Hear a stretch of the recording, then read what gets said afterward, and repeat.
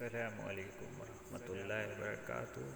5 احادیث مبارکہ بخاری شریف سے آپ کے سامنے غسل کے معاملے میں ازواج مطہرات فرماتی ہیں، میں اور نبی کریم صلی اللہ علیہ وسلم ایک ہی برتن میں غسل کیا کرتے تھے، اس برتن کو فرق کہا جاتا تھا۔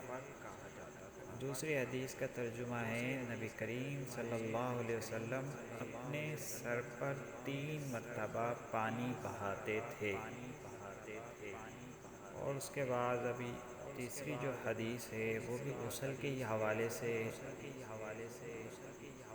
اس کا ترجمہ ہے، جب رسول اللہ صلی اللہ علیہ وسلم غسل جنابت فرماتے تو پہلے اپنا ہاتھ دھوتے، یعنی غسل کی ابتدا جو ہے وہ ہاتھ دھونے سے فرماتے تھے۔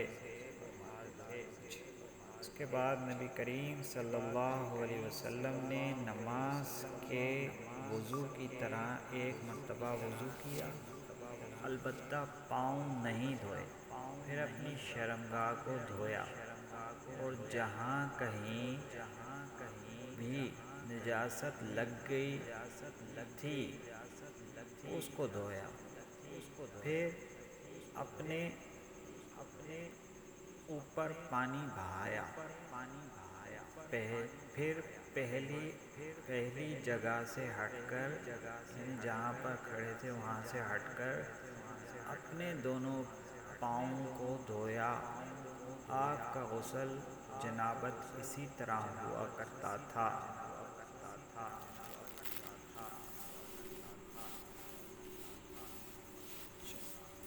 ابھی یہ 5ویں حدیث ہے جی، اس کا ترجمہ آپ سن لیں۔ میں اور نبی کریم صلی اللہ علیہ وسلم ایک ہی برتن میں غسل کیا کرتے تھے، اس برتن کو فرق کہا جاتا تھا۔